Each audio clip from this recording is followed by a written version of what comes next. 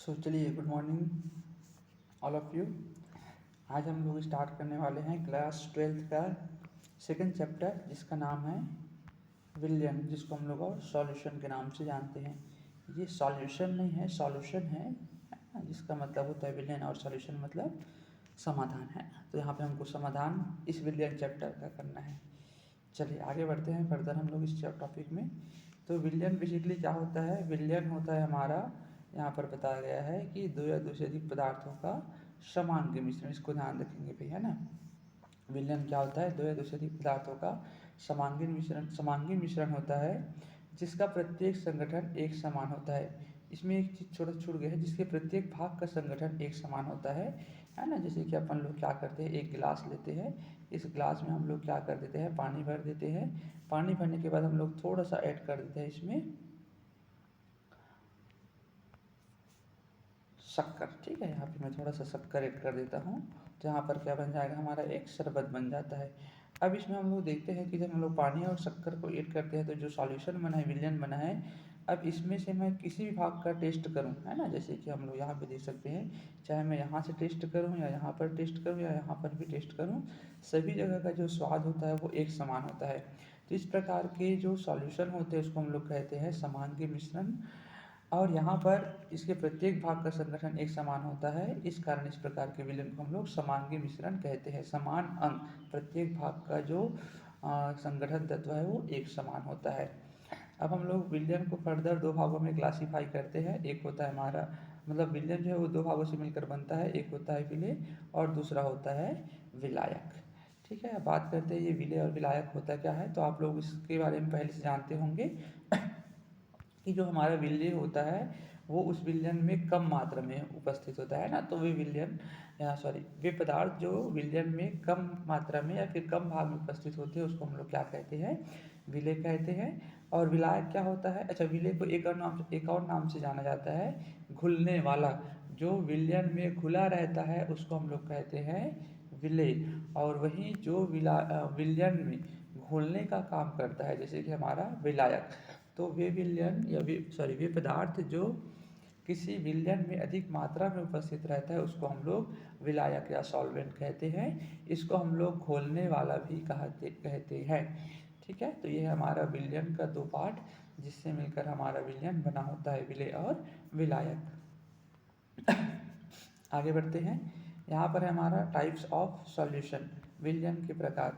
तो बहुत सारे विलयन होते हैं, जिसमें से हमको दो मेन चीज़ों को पढ़ना रहता है। एक होता है हमारा बाइनरी सॉल्यूशन, ये हमारा है बाइनरी सॉल्यूशन, जिसको हम लोग हिंदी में द्विअंगी विलयन कहते हैं। और तीसरा होता है टर्सरी सॉल्यूशन, जिसको हम लोग त्रिअंगी विलयन कहते हैं। लेकिन पर्टिकुलर इस चैप्टर में हम लोग जो स्टडी करेंगे वो है हमारा द्विअंगी विलयन, बाइनरी सॉल्यूशन, है ना। तो बाइनरी सॉल्यूशन क्या होता है जी, देखिए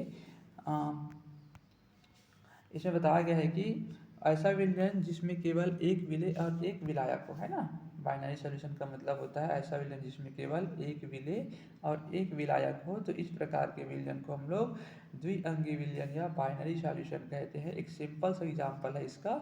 क्या है एग्जांपल? इसका एग्जांपल है हमारा NaCl और वाटर, है ना। जहाँ पर NaCl या सोडियम क्लोराइड क्या हो जाएगा, विलेय हो जाएगा, और वाटर हो जाएगा हमारा विलायक। ठीक है, इसी प्रकार से होता है हमारा त्रिअंगी विलयन, जिसमें एक विलेय, दो विलेय और एक विलायक उपस्थित होता है। जैसे कि मैंने एग्जांपल बताया, जैसे आपको अभी गर्मी का मौसम चल रहा है, अक्सर शरबत पिया जाता है ना। चलिए देखते हैं। तो यहाँ पर क्या होता है, जहाँ पर दो विलेय हो, जैसे कि NaCl और यहाँ पे शुगर, ये दोनों क्या है, दो विलेय हैं, और यहाँ पर हमारा वाटर क्या, एक विलायक है। तो इस प्रकार के विलयन को जहाँ पे दो विलेय और एक विलायक उपस्थित हो, उस प्रकार के विलयन को हम लोग टर्शरी सॉल्यूशन या फिर त्रिअंगी विलयन कहते हैं। ठीक है, आगे और टाइप है इसका अलग अलग बेसिस पे। एक है हमारे यहाँ पे क्वार्टरी सॉल्यूशन, जहाँ पे तीन विलेय और एक विलायक हो। यहाँ पर कुछ एग्जांपल दिए आपके बुक्स में भी, ये सब चीज़ें मेंशन है, आप लोग उसको थोड़ा सा देख लेंगे, है ना। जैसे कि यहाँ पर विलयन जो है वो गैसीय विलयन हो सकता है, द्रव विलयन हो सकता है ना। तो गैस विलयन में हमेशा याद रखेंगे, जो विलायक नाम से स्पष्ट है, गैस आया शुरू में, मतलब इसका मेन विलायक क्या होगा, गैस ही होगा, है ना। अब इसमें विलेय में भी, विलेय के रूप में भी गैस हो सकता है, ऐसी बात नहीं है। उसी प्रकार देखते हैं द्रव और गैस का विलयन बनेगा, जहाँ पे गैस विलायक होगा और द्रव विलेय होगा। ठोस और गैस का विलयन बनेगा, जहाँ पे गैस विलायक होगा और ठोस जो हमारा विलय हो जाएगा। तो इसको आप लोग थोड़ा सा बुक से पढ़ लेंगे जी। आगे बढ़ते हैं फर्दर इसमें। तो यहाँ पर है on the basis of concentration, है ना, सांद्रता के आधार पर विलयन के प्रकार। तो भाई सांद्रता क्या होता है उसको हम सबसे पहले समझने का प्रयास करते हैं। सांद्रता कहने का मतलब होता है कि किसी भी विलयन में विलायक कितनी मात्रा में उपस्थित है। ठीक है, जैसे कि हम लोग इसमें क्या कर देते हैं, इसमें डाल देते हैं हम लोग नमक और पानी। तो इसमें हम लोग ये सांद्रता में हम लोग ये पता करेंगे कि, चलो मान लो 2 एग्जाम्पल लेता हूँ। मेरे पास 2 गिलास है, इसमें हम लोगों ने नमक डाला है 1 चम्मच और इसमें हम लोगों ने नमक डाला है 2 चम्मच, है ना। अब सांद्रता कहने का मतलब होता है कि किसी भी पर्टिकुलर विलयन में हमारा जो विलेय है वो कितना है। तो यहाँ पर हम लोग देखते हैं विलेय कितना है, 1 चम्मच है, और यहाँ पर जो हम नमक डाले हैं विलेय वो क्या है हमारा 2 चम्मच है।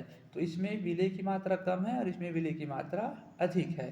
तो सांद्रता कहने का मतलब होता है किसी भी विलयन में विलेय की कितनी मात्रा उपस्थित है, इसी को हम लोग कहते हैं सांद्रता। इसको हम लोग 2 प्रकार से समझ सकते हैं, किसी विलायक में उपस्थित विलेय की मात्रा या फिर किसी विलयन में उपस्थित विलेय की मात्रा क्या कहलाता है जी, सांद्रता या कंसंट्रेशन कहलाता है। और इसके आधार पर भी हम लोग विलयन को 2 भागों में बांटते हैं, एक होता है सांद्र विलयन और दूसरा होता है तन्व विलयन। तो चलिए देखते हैं सांद्र विलयन क्या होता है। यहाँ पर बताया गया है कि सांद्र विलयन वह विलयन होता है जहाँ पर विलेय पदार्थ की मात्रा विलायक से अधिक होती है, या फिर इसको हम लोग ये बोल सकते हैं कि वे विलयन जिसमें विलेय पदार्थ की मात्रा अधिक होती है उसको हम लोग क्या कहते हैं, सांद्र विलयन कहते हैं। जैसे कि हम लोग बात करें, यहाँ पे हमने 2 गिलास लिया, इस गिलास में हम लोग क्या कर देते हैं, पानी भर देते हैं इस प्रकार से। जस्ट अलग कर लेता हूँ इसको मैं। अब हम लोग देखते हैं यहाँ पे कि इसमें मैंने मान लो 3 चम्मच शक्कर डाला है और इसमें मैंने 5 चम्मच शक्कर डाला है। तो बताइए किसमें ज़्यादा शक्कर होगा, इस वाले ग्लास में, है ना। तो हम लोग यहाँ पे ये बोल सकते हैं कि यहाँ पर बनने वाला जो विलयन है और यहाँ पर बनने वाला जो विलयन है, दोनों में अंतर देखा जाए तो ये विलयन क्या होगा, सांद्र होगा। क्यों सांद्र होगा भाई, क्योंकि इसमें विलेय की मात्रा क्या है, ज़्यादा है। और ये विलयन क्या हो जाएगा इसकी तुलना में, है ना, ये वाला विलयन जो है वो इस वाले विलयन की तुलना में तनु हो जाएगा, क्योंकि इसमें विलेय पदार्थ की मात्रा क्या है, कम है। तो जहाँ पर विलेय पदार्थ की मात्रा अधिक हो वो सांद्र विलयन, और जहाँ पर विलेय पदार्थ की मात्रा कम हो उसको हम लोग कहते हैं भाई तनु विलयन। ये यहाँ पे दिया गया है, ठीक है। चलिए आगे बढ़ते हैं। आगे हम लोग और देखते हैं कि इसमें कुछ और चीज़ें यहाँ पे मेंशन की गई है। एक होता है संतृप्त विलयन, बड़ा ही सिंपल सा कॉन्सेप्ट है। संतृप्त विलयन क्या होता है, वह विलयन जिसमें निश्चित ताप पर, है ना, वे विलयन जिसमें निश्चित ताप पर विलेय पदार्थ की और अधिक मात्रा नहीं घोली जा सकती, उसको हम लोग क्या कहते हैं, संतृप्त विलयन कहते हैं। संतृप्त को अगर बेटा आप तोड़ दोगे ना तो वो 2 भागों से मिलकर बना है ना, सम और तृप्त। तृप्त मतलब होता है तृप्ति मिलना, शांत मन को शांति मिलना, ठीक है। जैसे कि हम लोग अक्सर अभी शादी का सीजन चल रहा है, जाते हैं पार्टी वार्टी में, तो गले के आने तक पूरा खाना खा लेते हैं। अब मान लो हमारे पास क्या है, हमारा पेट मतलब हमारा जो शरीर है वो सीमा तक ही फूड को या फिर भोजन को ग्रहण कर सकता है, उसके आगे ये और ग्रहण नहीं कर सकता। मान लो हम लोगों ने गले के आने तक, चलिए इसको समझाते हैं ना। ये हमारा मान लो ये लंग्स है मान लो, ठीक है। तो यहाँ पर हम लोग देखते हैं कि हम लोगों ने क्या किया, गले के आने तक खाना खा लिया। अब हमारे सामने बहुत सारे पकवान जो है और इधर ट्रे में रखा हुआ है। अब सोचिए आपका पेट जो है वो पूरा भरा पड़ा है और आपके पेट में स्पेस ही नहीं है और भोजन को खाने के लिए। तो क्या आप और भोजन खा सकते हैं, नहीं खा सकते हैं ना, क्योंकि आपके पेट को तृप्ति मिल चुकी है। तो उसी को हम लोग थोड़ा समझते हैं विलयन में। तो वे विलयन जिसमें निश्चित ताप पर विलेय की और अधिक मात्रा नहीं घोली जा सकती, जिस प्रकार पूरा गले तक खाना खाने पर और हम लोग खाना को नहीं खा सकते, उसी प्रकार किसी विलयन में कुछ ऐसी स्थितियाँ होती है जहाँ पर हम लोग विलेय पदार्थ को और अधिक मात्रा में नहीं घोल सकते। तो इस प्रकार के जो विलयन होते हैं उसको हम लोग क्या बोलते हैं, संतृप्त विलयन कहते हैं। एक बार फिर से समझा दे रहा हूँ, है ना। जैसे हमारे पास क्या है, मान लो एक कंटेनर है, इस कंटेनर में हम लोग निश्चित ताप पर एक सीमा तक ही किसी भी विलेय को घोल सकते हैं, उसके आगे हम लोग और नहीं घोल सकते। मान लो आप लोग क्या बना रहे हो, चाय बना रहे हो, 1 कप पानी है और आप उसमें 5 चम्मच शक्कर डाल सकते हैं क्या, चलो मान लेते हैं 5 चम्मच शक्कर डाल ही लेते हैं। अब मान लो मैं शक्कर की मात्रा को धीरे धीरे धीरे धीरे धीरे धीरे और बढ़ाते जाता हूँ, तो एक समय के पश्चात क्या होगा, हम लोग उसमें और अधिक शक्कर नहीं घोल पाएंगे। तो इस प्रकार के विलयन को हम लोग क्या कहेंगे, संतृप्त विलयन, जिसमें हम लोग एक निश्चित ताप पर विलेय की और अधिक मात्रा को उस विलयन में नहीं घोल पाएंगे, तो वो कहलाता है हमारा संतृप्त विलयन। ठीक है। और आगे आता है हमारा असंतृप्त विलयन। असंतृप्त विलयन कहने का मतलब होता है कि निश्चित ताप पर हम लोग विलेय की और अधिक मात्रा घोल सकते हैं। जैसे कि आपके पास मान लो एक छोटा सा एग्जाम्पल लेते हैं, समुद्र या फिर छोटा ले लीजिए तालाब, है ना। तालाब में हम लोग क्या करें, नमक को डालते जाए, तो क्या अब आपके पास अभी आपके घर में इतना नमक है कि आप तालाब में नमक मतलब तालाब में पूरा नमक पूरा डाल के उस तालाब के पानी को कम कर सको, या फिर उस पूरे नमक को हम लोग एक अच्छा सा मतलब तालाब के पानी से और अधिक नमक उसमें घोल सकते हैं, नहीं घोल सकते, है ना। मतलब उसको तृप्ति नहीं मिलेगी। तो इस प्रकार के जो विलयन होते हैं उसको हम लोग बोलते हैं असंतृप्त विलयन, जिसमें हम लोग निश्चित ताप पर और अधिक मात्रा घोल सकते हैं, है ना। भले हमारे पास उपस्थित हो या ना हो, ये अलग मैटर है। और एक होता है अति संतृप्त विलयन। इसमें हम लोग वही कंडीशन है, जिसे हम लोग क्या किए, पार्टी में गए हैं, पार्टी में जाने पर गले तक खाना खा लिए थे, लेकिन हमारे सामने क्या था, बहुत बहुत अच्छे अच्छे और पकवान अभी भी जो है वो रखे हुए थे इस प्रकार से टेबल में। तो हमको थोड़ा लालच अभी भी आ ही रहा था। तो हम लोगों ने क्या किया, थोड़ा सा इधर उधर टहला, टहलने के बाद अब भोजन सरका नीचे, तो हमने क्या किया, एक और रसगुल्ला खा लिया। तो इस प्रकार हम लोग क्या करते हैं, इसमें संतृप्त विलयन से थोड़ी सी और अधिक मात्रा में हम लोग किसी भी विलेय को घोल सकते हैं, तो इसको कहा जाता है अति संतृप्त विलयन। 3 चीज़ें हम लोगों ने यहाँ पे पढ़े। एक पढ़े भाई संतृप्त, है ना, जिसमें हम लोग निश्चित ताप पर विलेय की और अधिक मात्रा नहीं घोल सकते। दूसरा होता है असंतृप्त विलयन, जिसमें हम लोग निश्चित ताप पर विलेय की और अधिक मात्रा घोल सकते हैं।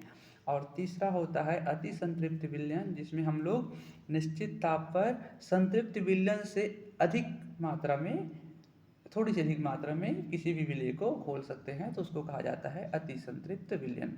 तो आज के क्लास हम लोग यहीं तक करते हैं, फिर हम लोग आगे देखेंगे सांद्रता को व्यक्त करने की कुछ विधियां हैं, है ना। Method of expression of concentration in solution, इसको मैं आगे पढ़ाता हूँ आप लोगों को। ठीक है, थैंक यू।